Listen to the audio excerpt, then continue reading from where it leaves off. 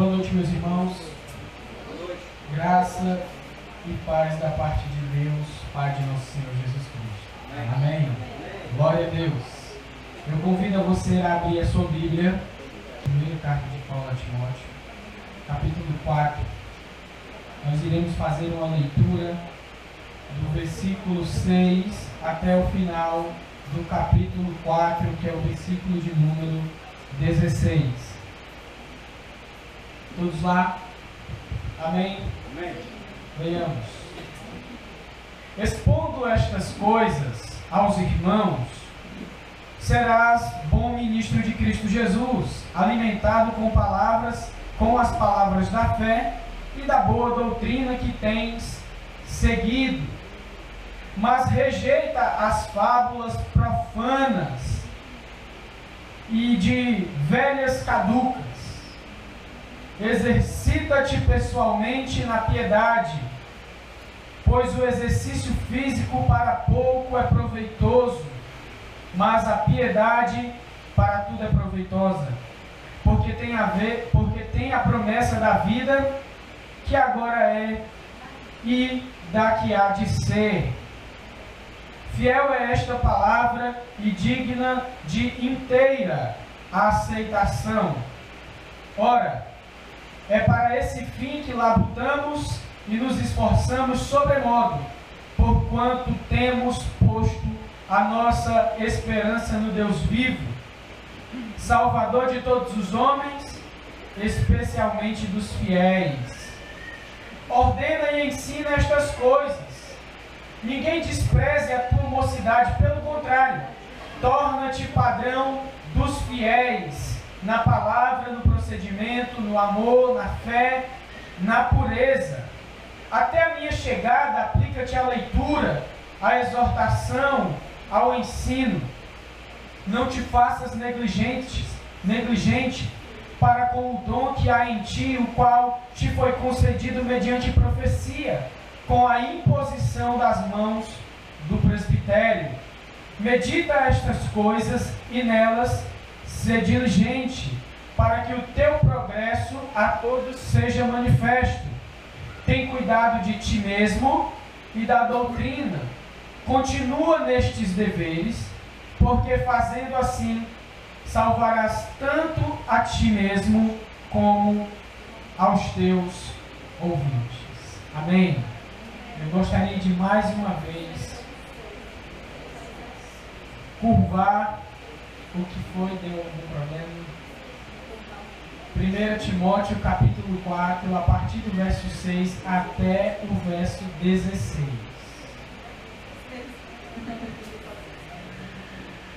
Amém? A gente fez a leitura do versículo 6 até o versículo de número 16.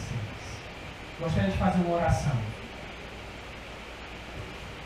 Pai, obrigado pela oportunidade de estarmos aqui para aprendermos mais da Tua Palavra, para sabermos o que o Senhor tem exposto ao Teu povo durante os séculos, e nós somos, ó Pai, Teu povo neste século 21. Então essas palavras também é para nós. Nós queremos saber a Tua vontade, nós queremos saber o que o Senhor deseja de nós, deseja de nossos líderes. E faz assim, ó Deus, expõe a Tua vontade a nós, ao nosso coração. Eu te peço, ó Pai, a iluminação do Teu Santo Espírito, que todos nós possamos ser iluminados pelo Teu Santo Espírito na compreensão da Tua Palavra, na compreensão, Senhor, da Tua vontade revelada aqui e registrada nas Sagradas Escrituras.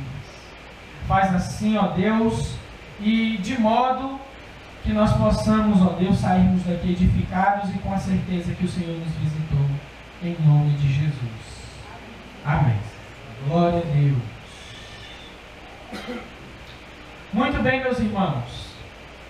Texto longo, muito longo, muitas coisas a serem observadas, a serem refletidas aqui, muitos pontos a serem refletidos.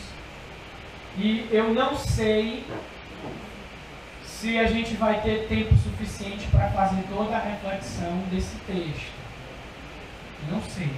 Eu fiz algumas anotações frente e verso, certo? Eu não sei se a gente vai ter tempo, mas como quarta-feira que vem sou eu de novo, aí se não der tempo hoje, a gente combina para quarta-feira que vem a gente encerrar a exposição desses versículos. Mas vamos confiar que nós iremos completar a exposição do texto. Amém? Que Deus nos ajude, né? Já foi pedido em oração para que Ele nos ajude a expor fielmente aqui a sua santa e poderosa palavra. Deixa eu saber quem que estava aqui quarta-feira passada. Por parte. Amém. Então, guardaram bem as palavras, a exposição dos versículos 1 a 5, não é verdade? E aquele que não pôde estar aqui, vá no canal Nacélio Santos, não é assim? Vá lá e procure a última mensagem, não, a penúltima mensagem, né? Postada lá pelo nosso pastor Nacélio. Aí vai estar lá, você acompanha novamente. E aí, tá tudo bem. Muito bem, por que eu falei isso? Por que eu fiz essa pergunta?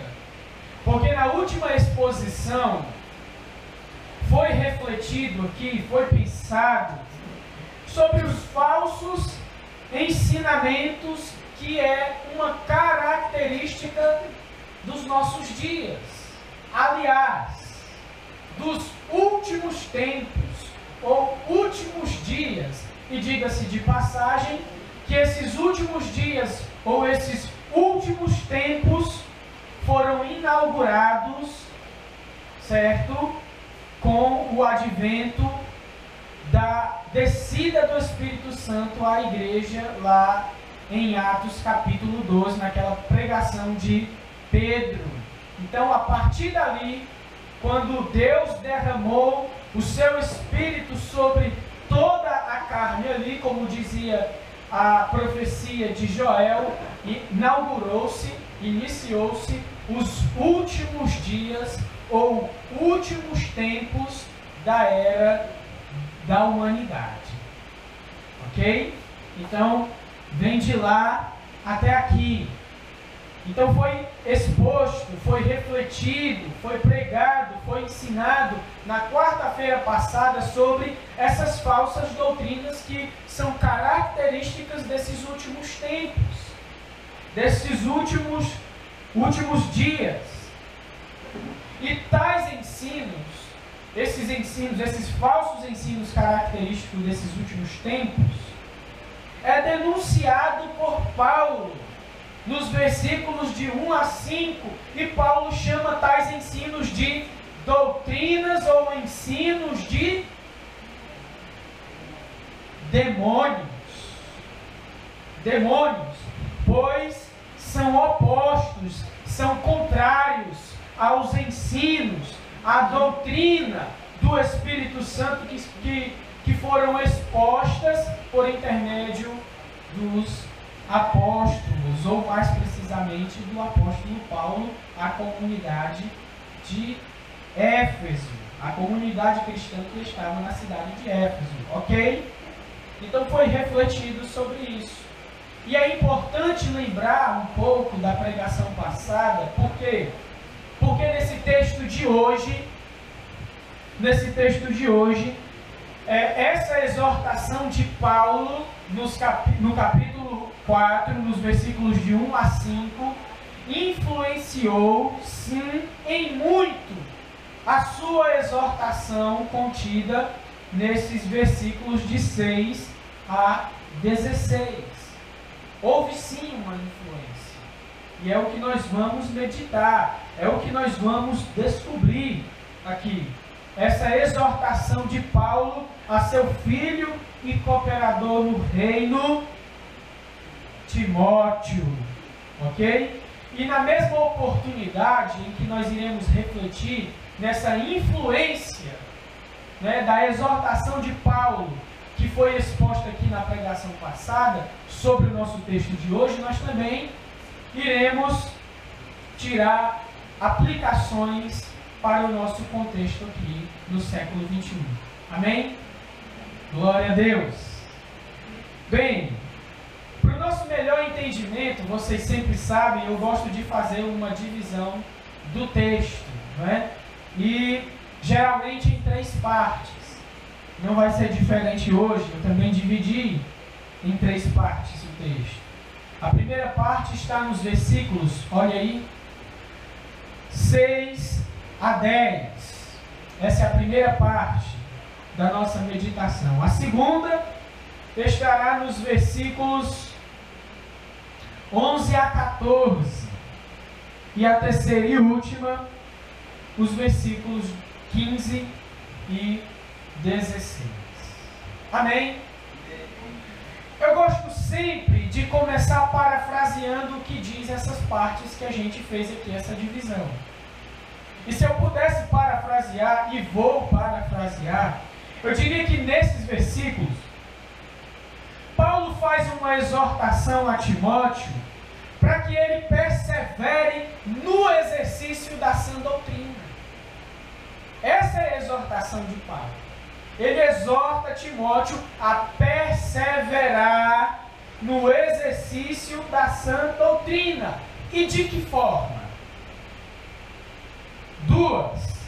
Tanto pregando e expondo a falsidade dos mestres fajutos, pregando a sã doutrina e na mesma oportunidade expondo a falsidade dos ensinos dos falsos mestres, e também, segundo, praticando o seu próprio ensino, praticando aquilo que ele prega, aquilo que ele ensina, aquilo que ele exorta. Então é dessas 2 formas que Paulo exorta Timóteo a perseverar na sã doutrina. E eu destaquei algumas frases aqui contidas nesses versículos de 6 a 10, e eu gostaria de meditar juntamente com vocês. Amém? A primeira frase está aí no versículo 6, logo no início, quando ele fala: expondo estas coisas aos irmãos, serás bom ministro de Cristo Jesus. Expondo estas coisas aos irmãos, serás bom ministro de Cristo Jesus. Quero fazer algumas observações, eu ia dizer informações, desculpa. Observações importantes nessa primeira frase destacada, ok? A primeira é estas coisas, é sobre estas coisas. O que significa estas coisas? Você tem ideia do que significa estas coisas às quais Paulo se refere? Que coisas são essas? O que será que é isso que Timóteo deve expor?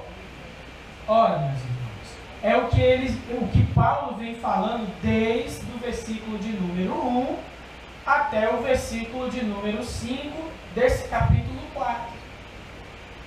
Estas coisas significam os falsos ensinos, essas doutrinas de demônios, essas doutrinas que se opõem ao ensino verdadeiro manifesto pelos apóstolos que foram inspirados pelo Espírito Santo do Senhor. A primeira observação é essa. A segunda está em expor. As falsas doutrinas devem ser expostas no meio da congregação. Devem ser denunciadas no meio da igreja. Não se deve encobrir falsa doutrina, e seja ela qual for, na sutileza que vier, quer seja no cântico, certo? Quer seja numa mensagem pregada, em qualquer forma, ela deve ser exposta, ela deve ser denunciada. E é essa segunda observação que nós devemos fazer aqui nessa primeira frase de Paulo, no versículo de número 6. E para referência disso, para fazer uma ponte de ligação disso, em Apocalipse capítulo 2, versículo 2, é muito interessante lembrar de lá desse texto, porque é a carta que Jesus endereça à igreja em Éfeso. E no versículo de número 2, do capítulo 2 de Apocalipse, Jesus vai falar que eles desmascararam, isso eu estou parafraseando as palavras lá, no versículo 2 de Apocalipse 2, fala que eles desmascararam os falsos apóstolos. Eles puseram à prova os falsos apóstolos, os que diziam ser apóstolos, mas que de fato não eram. Eles expuseram a falsidade de tais apóstolos.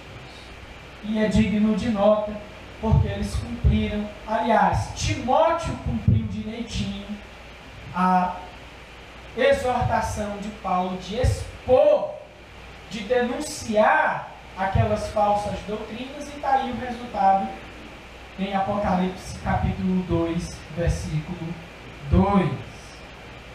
E a terceira e última observação dessa frase, para você ver como é muita coisa, de uma única frase, né?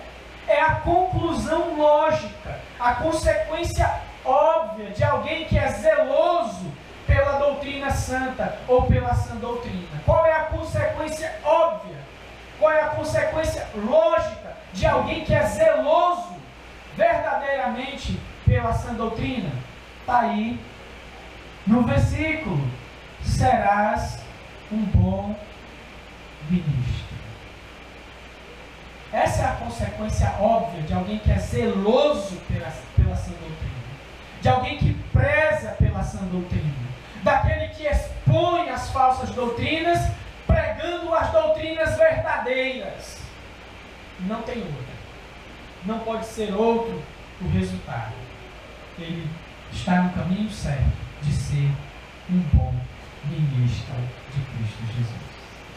Amém? Glória a Deus. Eu gostaria de destacar uma segunda frase nesse texto. E está aí no versículo de número 7, na segunda parte do versículo 7.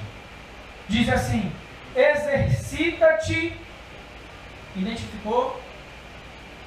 Exercita-te pessoalmente na piedade. Exercita-te pessoalmente na piedade. Eu quero destacar aqui uma observação importante. E Anderson, Nacélio, presbíteros aqui dessa congregação, pode sim dar testemunho disso que eu vou falar. Uma das tentações no ministério de liderança, uma das tentações é de não dar conta de si mesmo. Não é verdade? Porque o líder dá conta de tanta gente, dá conta de tanta gente, dá conta de tanta gente, que ele acaba sendo tentado a negligenciar a si mesmo. Essa é uma das. Existem muitas tentações no ministério de liderança, no presbitério, aqui no ministério pastoral, mas essa é uma das tentações. Só um exemplo disso é você ler a Bíblia só para pregar. É um exemplo disso. Ler a Bíblia só para pregar. Verdade. Verdade. E Paulo, ele lembra essa situação a Timóteo, a esse jovem ministro. Ele lembra isso. Que ele, Timóteo, deve cuidar, sim, do seu desenvolvimento na fé cristã. Agora, pegando aqui Filipenses, né, capítulo 2, versículos, acho que está entre o 12 e o 15. Certo? Depois a gente olha lá, eu estou sendo filmado aqui por isso, né?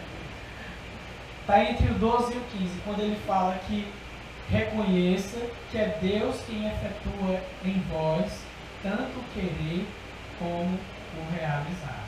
Ele diz: desenvolvei a vossa salvação, mas antes reconheça que é Deus quem efetua em você tanto o querer desse desenvolvimento como o realizar desse desenvolvimento.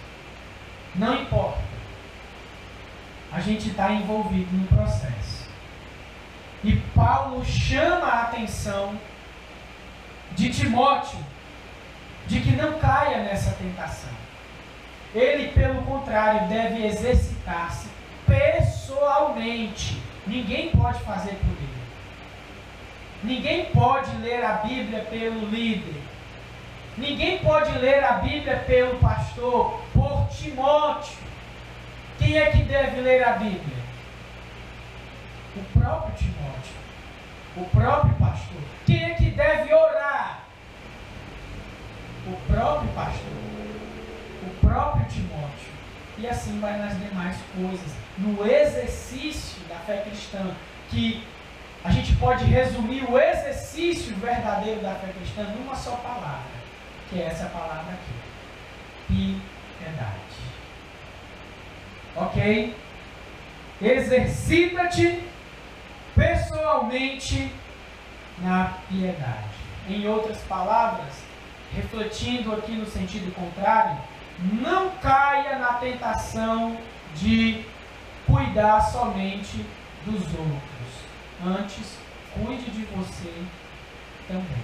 Parafraseando Paulo aqui. Amém? Eu quero fazer uma observação aqui nesse versículo de número 8. Muito mal interpretado. Certo? Vamos ler o versículo de número 8, por favor. Ele finaliza o versículo de número 7 dizendo: exercita-te pessoalmente na piedade. Esse exercita-te é importante. Por quê? Porque quando chega no versículo de número 8, diz assim: pois o exercício físico para pouco é proveitoso, mas a piedade para tudo é proveitosa, porque tem a promessa da vida que agora é, a vida da fé cristã aqui, agora, e a da que há de ser. Bem, esse versículo, ele é muito mal interpretado e de duas formas, pelo menos. Primeiro, para proibir futebol, né? Muitos crentes, muitos cristãos utilizam esse versículo para proibir futebol, para proibir qualquer tipo de exercício físico. E esse versículo também é utilizado por preguiçosos. Olha aqui, aqui é exercício físico, não tem nada proveitoso nele. Eu vou me exercitar na piedade. Olha o tamanho da piedade. Eu não posso nem falar, né, gente? Mas esse versículo, se tirado do seu contexto, ele pode causar essas má interpretações ou compreensões.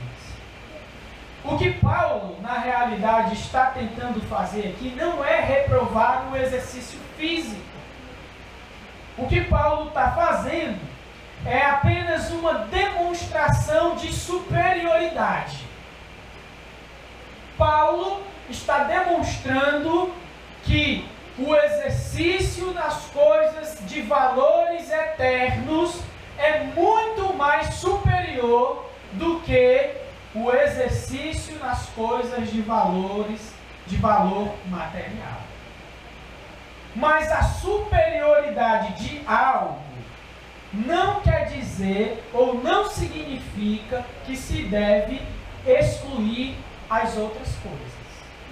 Paulo está dizendo apenas que é superior o exercício na fé cristã do que em qualquer outra coisa material. Mas isso não significa que se deva excluir o exercício físico da vida do cristão ou de Cristo Jesus, como é o caso. Quero contar aqui um exemplo. Não sei se vou conseguir falar o nome desse cara, porque é um nome de outro idioma. Robert McShane. Acho que é assim que se fala. Depois vocês procuram, né? McShane. Robert McShane. Ele disse certa vez, por não cuidar de sua própria saúde, a seguinte frase: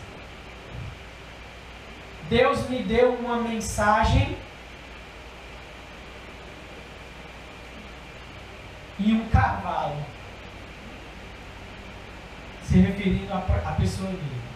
Eu matei o cavalo e agora não posso mais entregar a mensagem. Ou seja, ele foi muito descuidado com a sua própria saúde. Certo? Ele foi muito descuidado com a sua própria saúde. Então, pastor, líder, presbítero, diácono, sim, deve sim se exercitar. O que Paulo está dizendo aqui para o Timóteo é que há uma superioridade no exercício de coisas de valor eterno, certo? Em relação ao exercício de coisas de valor temporário, passageiro. Mas isso não significa a superioridade, não significa a exclusão das outras coisas. Então não é desculpa para pastor gordo, né? Para pastor, como é que se chama, hein? O cara que está fora de forma? Sedentário. Não é desculpa. Ok? Então tá entendido isso aí? Vamos passar para a próxima. A próxima frase ainda dessa primeira parte dos nossos versículos aqui, da nossa passagem, é essa frase aqui do versículo de número 9. O versículo de número 9. Fiel é esta palavra e digna de inteira aceitação. Essa expressão, eu quero que você note, indica que as palavras ligadas a ela, ligadas a essa expressão, elas vêm num caráter, prestem atenção, sobremodo solene, importante. Quando ele fala isso, Paulo, ele vai dizer, ou ele disse, algo muito importante, certo? Que deve ficar ali latejando no pensamento de Timóteo. Todas as outras coisas são importantes? Claro, gente, são palavras inspiradas por Deus, mas isso aqui é uma indicação de algo sobremodo solene, algo extremamente importante. Quer ver? No capítulo 1, no versículo de número 15, capítulo 1, versículo de número 15, Paulo vai dizer assim: fiel é a palavra e digna de toda aceitação. Aí o que é que ele diz depois? Que Cristo Jesus veio ao mundo para salvar os pecadores, dos quais eu sou o principal. Certo? Dos quais eu sou o principal. Aí você me pergunta, certo, fiel é esta palavra e digna de inteira aceitação. Me diga aí, versículo de número 10. Ora, ele está concluindo aqui a exortação dele, nesse ponto. Não é? Ele está concluindo. Ora, é para esse fim que labutamos e nos esforçamos sobremodo, porquanto temos posto a nossa esperança no Deus vivo, Salvador de todos os homens, especialmente dos fiéis. Essa exortação que Paulo vem dizendo, vem dando, vem direcionando a Timóteo, ele encerra com essas palavras. sobre isso que ele trabalha, Paulo. É por esse motivo que Paulo está preso. É por esse motivo que Paulo foi decapitado por Nero. É por esse motivo que Paulo, como nós vamos ver em 2 Timóteo, está preso para ser condenado à morte. E ele não quer saber da própria vida dele, ele não quer saber da mãe dele, do pai dele, ele quer saber da causa de Cristo Jesus. Ele poderia escrever uma segunda carta a Timóteo desesperado, porque ele já vai morrer, mas é por causa disso aqui que ele entregou toda a sua vida, que ele diz que ele considera tudo que ele conquistou na vida dele antes de Cristo como esterco. Vocês sabem o que é esterco? É caca. Né?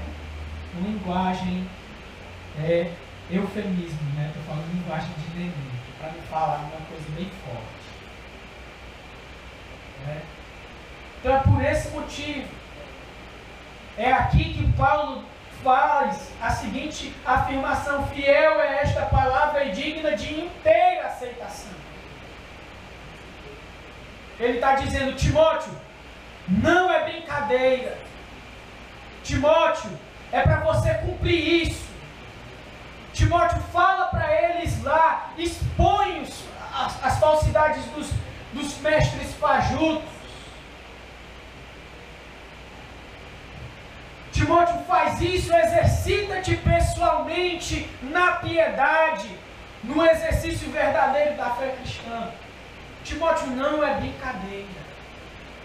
Em outras palavras, é isso que Paulo está dizendo para Timóteo. Amém? Glória a Deus. Vamos para a segunda parte ainda do nosso texto, que está nos versículos 11 a 14. Ok? Nós já lemos, nós não precisamos ler novamente do 11 a 14. Então, à medida que nós formos aqui avançando na exposição, a gente vai destacando as palavras e vai falando onde elas estão e os irmãos acompanham aí na Bíblia. Amém? Muito bem. Nessa segunda parte é algo muito interessante. Paulo vai falar do exercício de liderança de Timóteo como exemplo.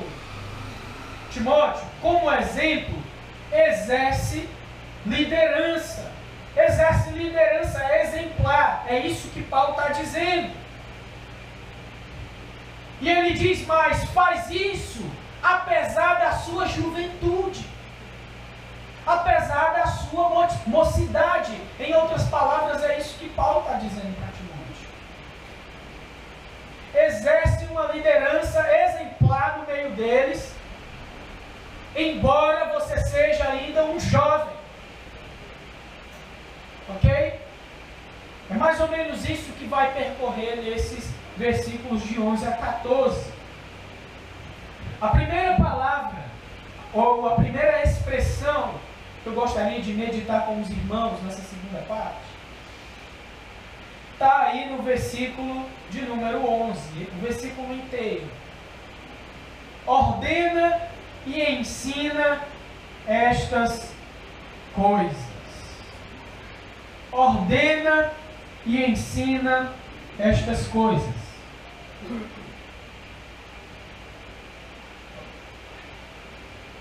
Quero fazer uma pergunta e eu vou esperar a resposta.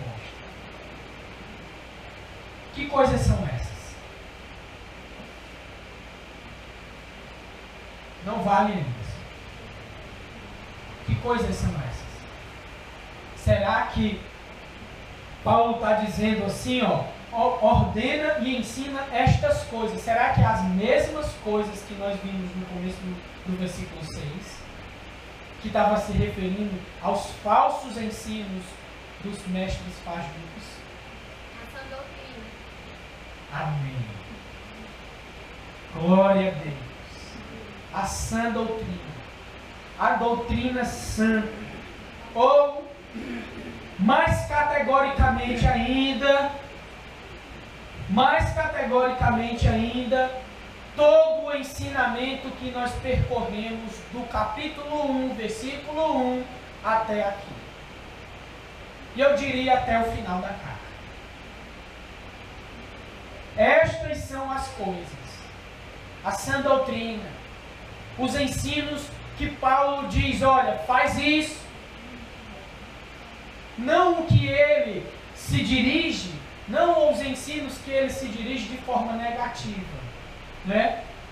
Não o que ele faz isso de forma negativa. Por quê? Porque você tem um tom, um caráter negativo no versículo de número 6. O de expor, o de denunciar estas coisas. Como é que eu vou denunciar a sã doutrina? Só tem um jeito. Se os falsos mestres denunciarem a sã doutrina, né? Porque a gente está denunciando as falsas doutrinas de Deus. Não é? Então a referência que Paulo está fazendo aqui, claramente, é uma referência aos seus ensinamentos.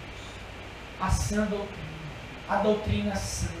Aquela que diz lá no versículo de número 11, que encontra-se, ou conforme, ou está contida no verdadeiro Evangelho, o Evangelho da glória do Deus bendito. Amém?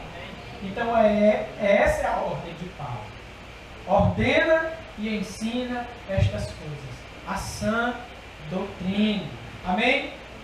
Outra expressão ou outra frase que Paulo diz ainda nessa segunda parte é essa aqui, no versículo de número 12. Acompanha aí.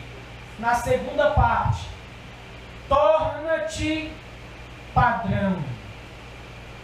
Presta atenção nessa frase. Torna-te padrão. Eu não sei se vocês estão notando como eu notei, mas esse torna-te padrão é meio que imperativo, é meio que um mandamento, né? Timóteo não tem escolha. Ele não pode ser um padrinho, ele tem que ser um padrão, né? É uma ordem, ele tem que ser um padrão. Agora, algo precisa ser dito. Se essa ordem de Paulo aqui, prestem atenção, por favor, não durmam. Prestem atenção. Se essa frase de Paulo aqui, se esse mandamento de Paulo aqui, a Timóteo, for tirado do seu devido contexto, o líder, o presbítero, o pastor, enfim, aquele que exerce liderança na igreja, entra em sérios apuros. Você sabia disso? Por quê? Porque se essa frase for tirada do seu devido contexto, vai ser concebido no meio da igreja uma espécie de segunda classe de cristão. Como assim? Que o pastor, que o presbítero, que o diácono, que aquele que exerce liderança é de uma classe superior no meio da congregação.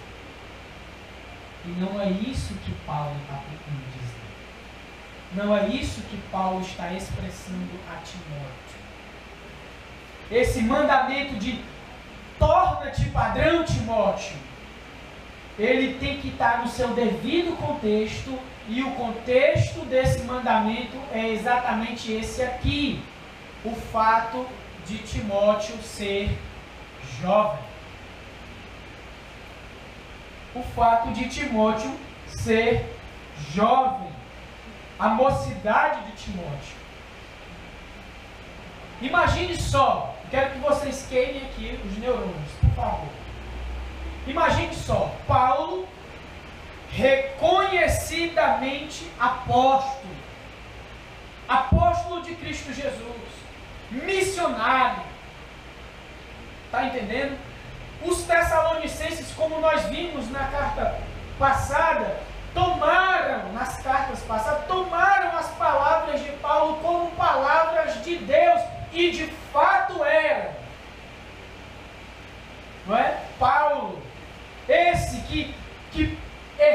erroneamente, os irmãos de Corinto fizeram um motim ao redor de seu nome. Eu sou de Paulo.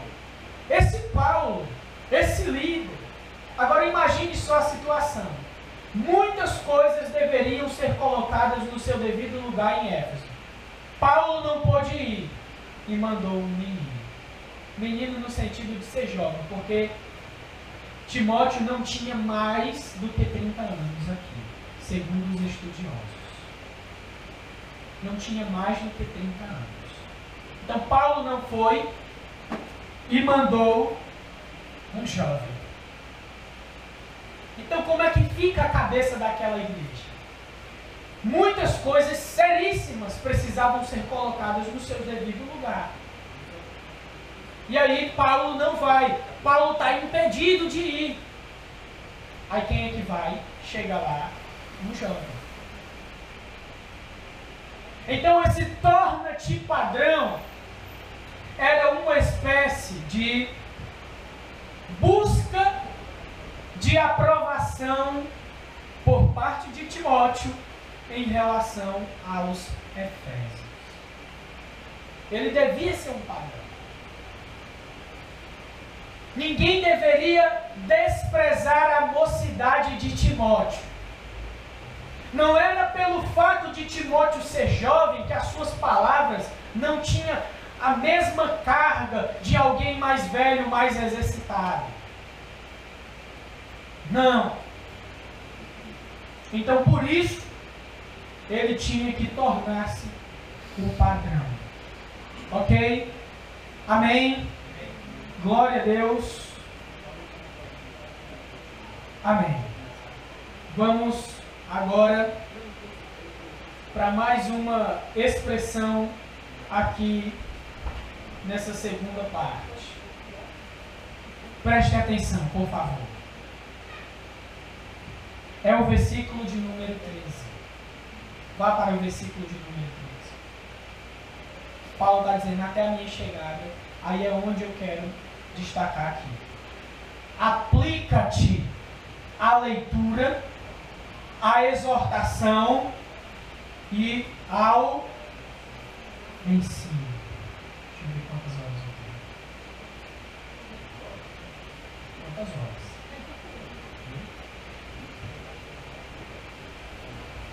A gente sabe, nós sabemos qual é a exortação de Paulo a Timóteo. A gente vem estudando isso, a gente vem vendo, vem sendo ensinado aqui, pregação após pregação, doutrina após doutrina, quartas-feiras, desde quando se iniciou 1 Timóteo. A gente sabe qual é a exortação. Nós sabemos também qual é o ensino que Paulo está passando para Timóteo. E que Timóteo deve se aplicar. Qual é o ensino? A Jaqueline falou. A sã doutrina. Agora eu quero fazer uma pergunta para vocês. Que leitura é essa? Você está pensando aí? Que leitura é essa? Bem, pelo menos duas possibilidades. Ok?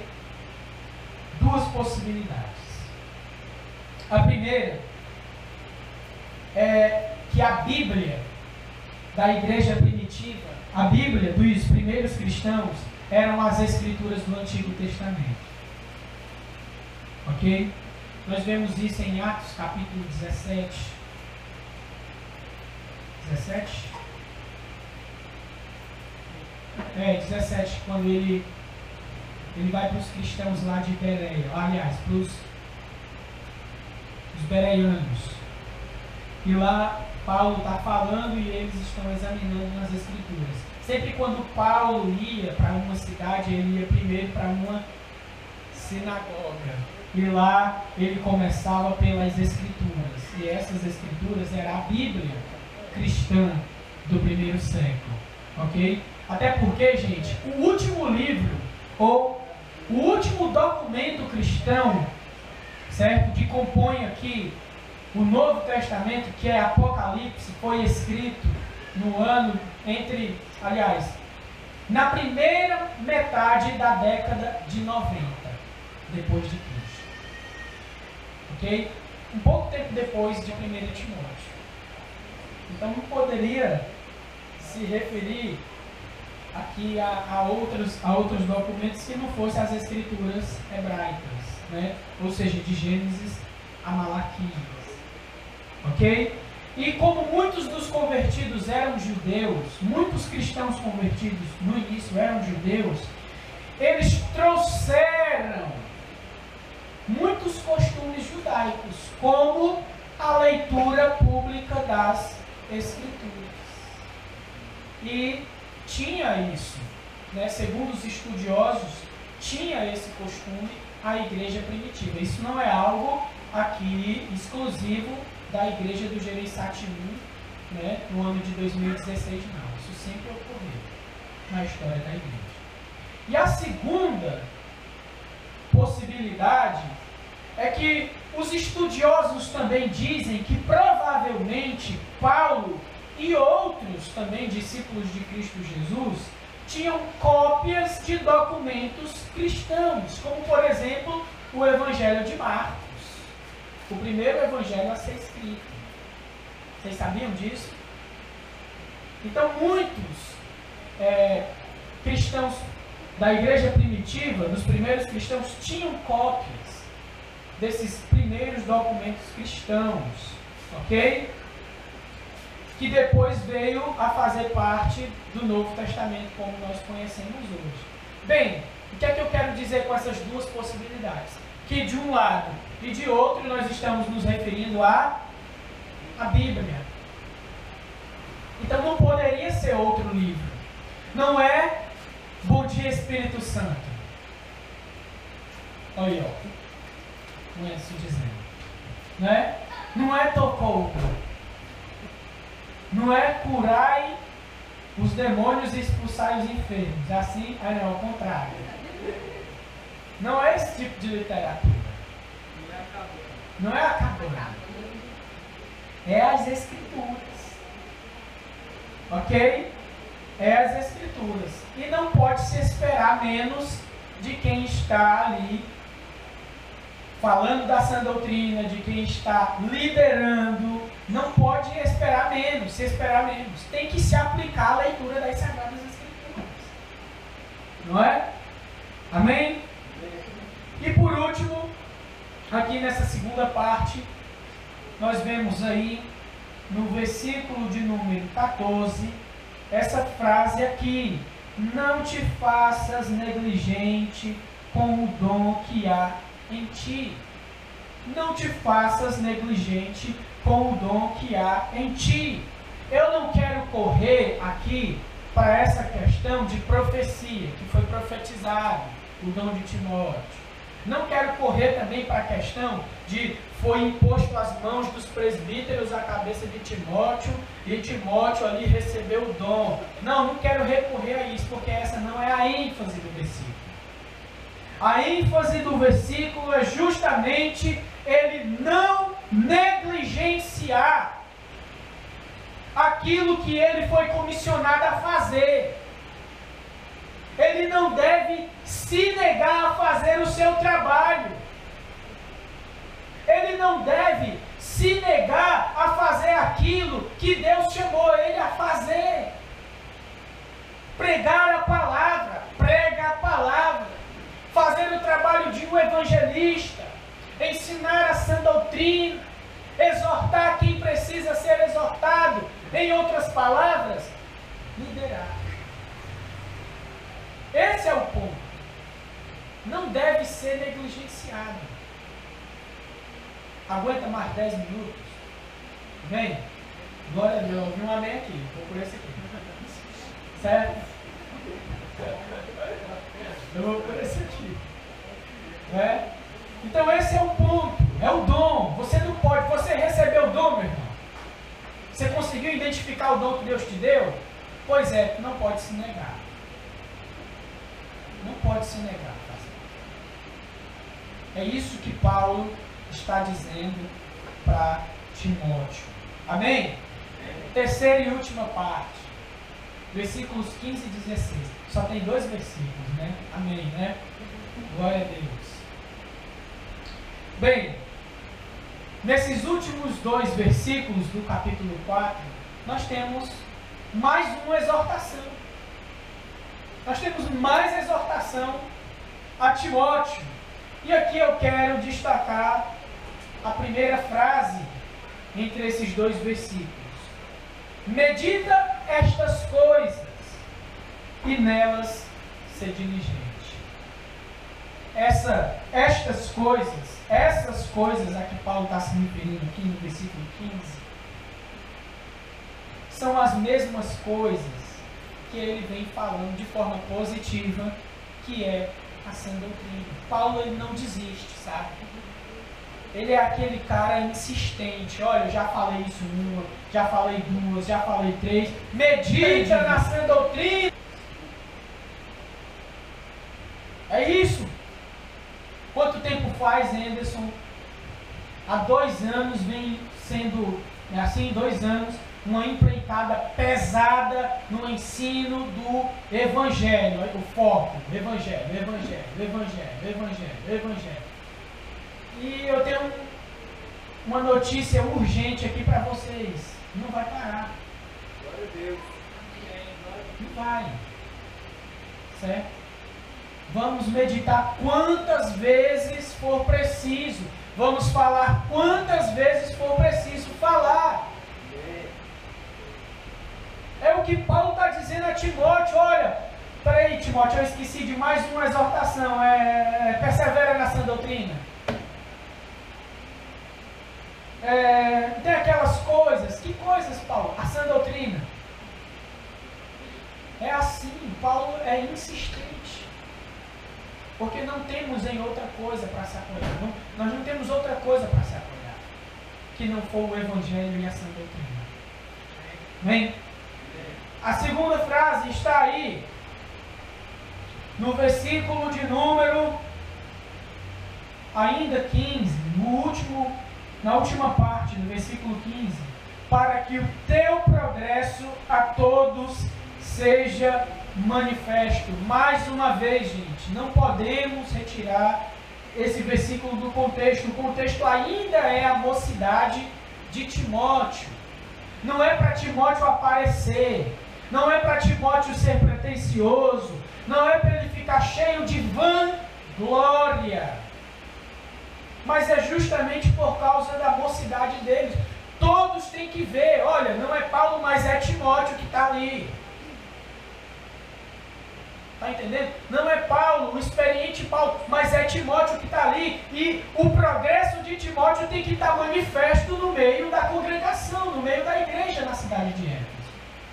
É esse o motivo.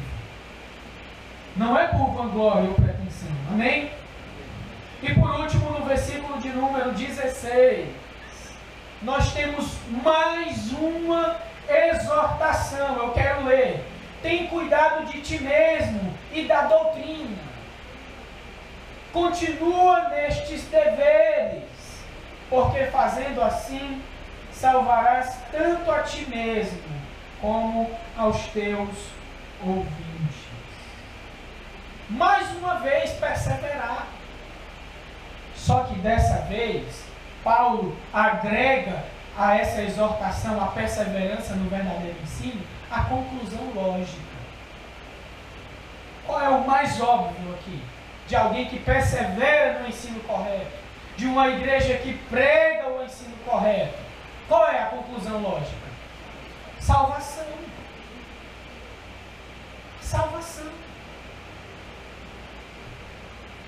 É meio impensável, onde um lugar que só tem, ou pelo menos se esforça para ter ensino correto, ter lá perdição.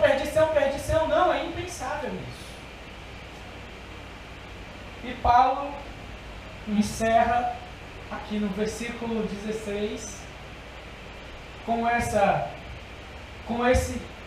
parte agregada, a conclusão lógica de alguém que persevera, de alguém que ensina a sã doutrina encontrada no verdadeiro Evangelho, a salvação. Portanto, meus irmãos, nós vimos aqui, nesses versículos, Paulo sempre chamando a atenção para dois pontos importantes.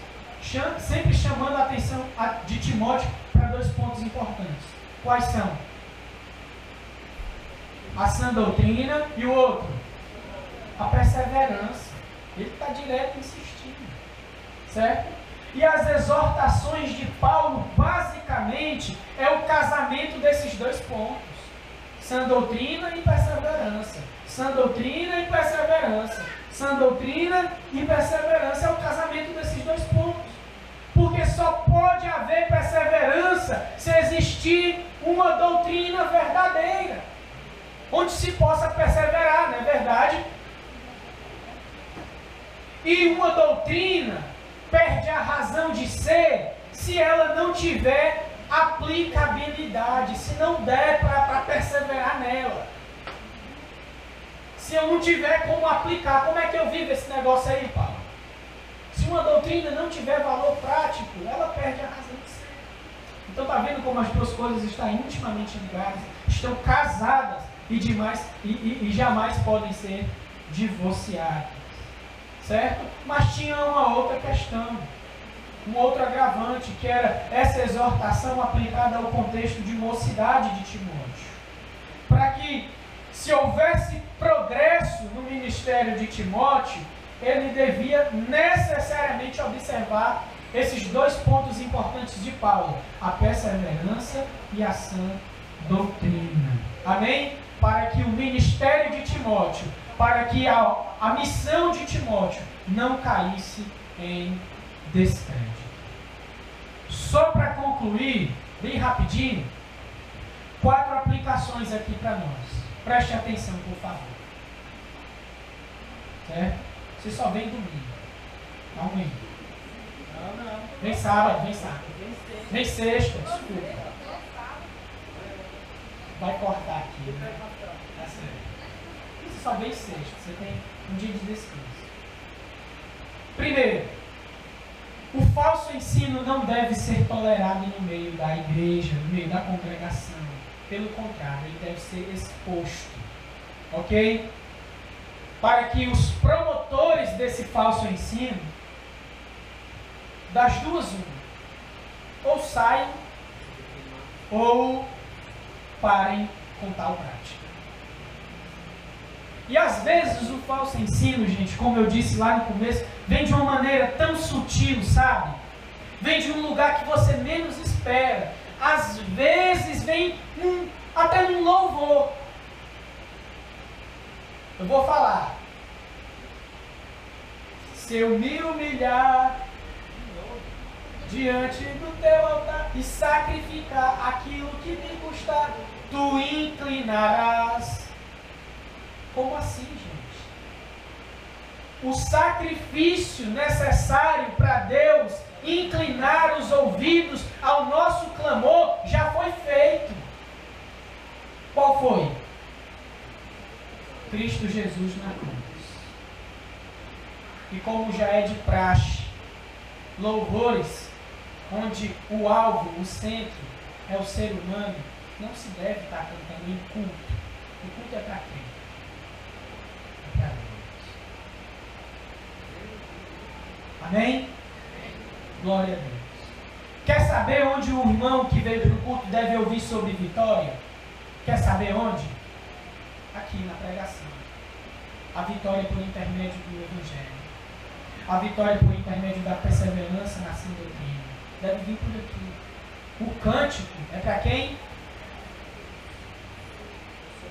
Ou no máximo eu cantar o que ele fez na cruz por mim. É ótimo, maravilhoso. Não é? Amém? Segundo, como se mede o ministro de Cristo Jesus? É com a trena? Estão dizendo ali, com a trena. É não, infelizmente. Será que é pela quantidade de pessoas? É pela quantidade. Oi? Vai no gogó. Será que é pela quantidade de pessoas? Oi? Oi. Vai na palavra, como Paulo fazia. Será que é pela quantidade de pessoas que tem uma congregação? Hein?